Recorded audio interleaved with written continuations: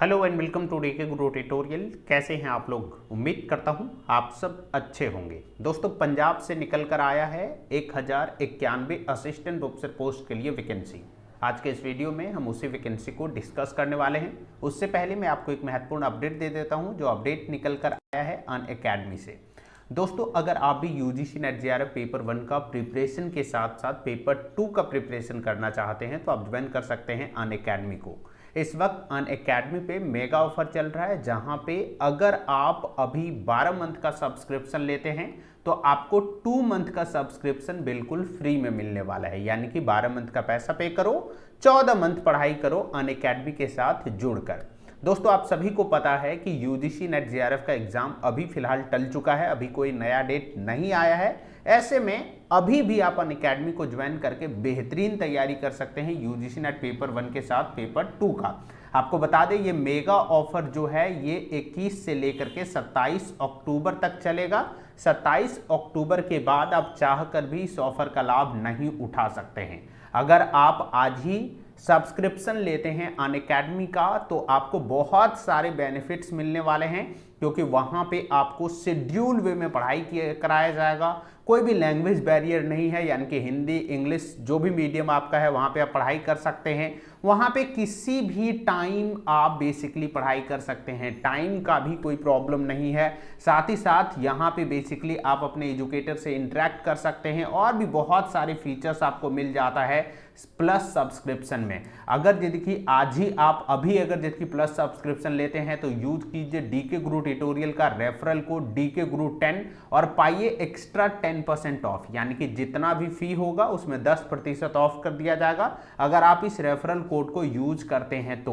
दोस्तों, बात कर ले तो उस नोटिफिकेशन का जो निकल कर आया है पंजाब से असिस्टेंट प्रोफेसर पोस्ट के लिए। आपको बता दें, यहाँ पे जो लास्ट डेट रखा गया है फॉर्म भरने के लिए वो रखा गया है 8/11/2021 तक, यानी कि 8 नवंबर तक आप यहाँ पे फॉर्म भर सकते हैं।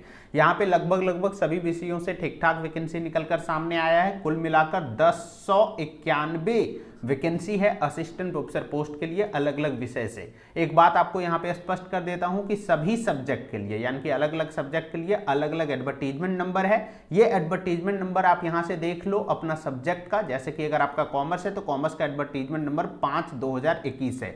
ये चीज को आप याद रख लें। आगे मैं आपको बताऊंगा कहां पे आपको ये काम आने वाला है। जैसे आप नीचे आएंगे यहाँ पे आप देख सकते हैं लास्ट डेट 8/11/2021 तक रखा गया है। अब बात कर लेते हैं थोड़ा डिटेल में।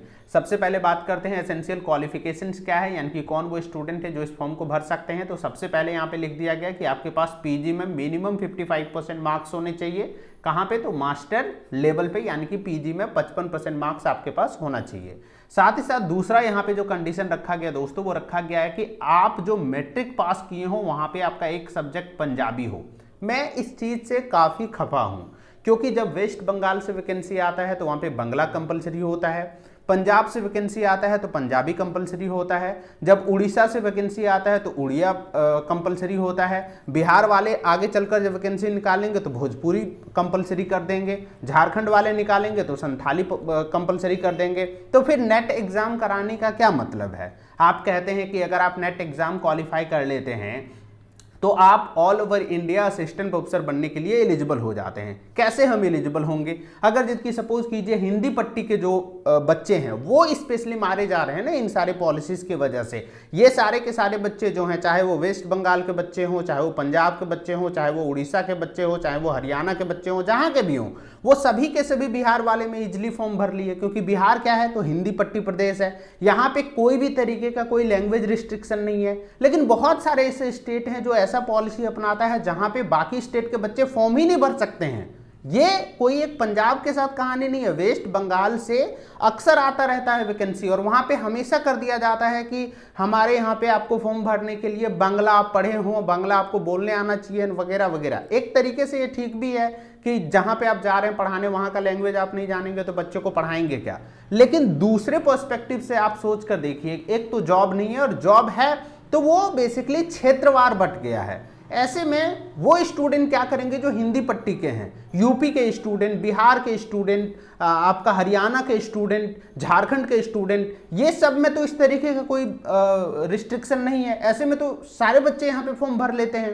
तो मुझे लगता है कुल मिला जुला के इन सारे स्टेट के भी गवर्नमेंट को ये चीज सोचना चाहिए और अपने यहाँ के बच्चों को बेसिकली सेलेक्ट करने के लिए कोई ऐसी नीति बनानी चाहिए जिससे कि ये सारे स्टेट के जो बच्चे हैं, जिन लोगों को ऑलरेडी यहाँ पे देख सकते हैं कि एक तरीके से रिजर्वेशन मिल रहा है, इसको कम से कम कट किया जा सके। खैर, सच्चाई ये है कि इस फॉर्म को भरने के लिए आपको पंजाबी का नॉलेज होना चाहिए, आप पंजाबी पढ़े हों, साथ ही साथ आप नेट क्वालिफाई किए हों। अगर नेट नहीं है तो आप पीएचडी भी है तो फॉर्म भर सकते हैं, और पीएचडी भी नहीं है तो पीजी के साथ अगर सेट भी क्वालिफाई किए हैं तो आप इस फॉर्म को भर सकते हैं। नीचे आप आएंगे तो यहाँ पे सिलेक्शन प्रोसीजर बहुत ही शानदार है, साफ साफ कह दिया गया है कि यहाँ पे जो सिलेक्शन होने वाला है वो होने वाला है रिटन टेस्ट बेसिस पे, यानी कि जो कि एक भाई भतीजावाद का जो एक सिस्टम बनाया गया है 2018 रेगुलेशन में कि पीएचडी वालों को 30 अंक दे देंगे, नेट जेआरएफ वालों को 5-7 अंक दे देंगे, यहाँ पे वो काम नहीं आने वाला है। यहाँ पे वही बच्चे का सिलेक्शन होगा जो बच्चे वाकई पढ़ने में तेज होंगे, क्योंकि यहाँ पे बेसिकली रिटन एग्जाम होगा,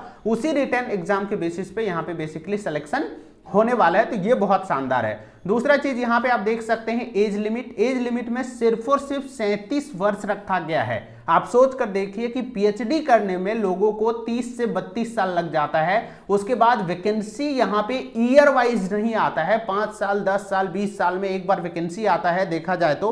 अब ऐसे में सोचिए 32 साल में हमने पीएचडी कंप्लीट किया, उसके बाद 10 साल बाद बहाली आता है, तो इसमें तो हमारी कोई गलती नहीं है, तो हमारा एज मान लीजिए हो जाता 42 ईयर, तो हम इस फॉर्म को भरने के लिए एलिजिबल ही नहीं है। ये बहुत ही गलत है, 37 वर्ष नहीं रखना चाहिए, थोड़ा सा ज्यादा रखना चाहिए, क्योंकि पीएचडी करने वाले स्टूडेंट का उम्र 30-32 साल हो ही जाता है मैक्सिमम स्टूडेंट का।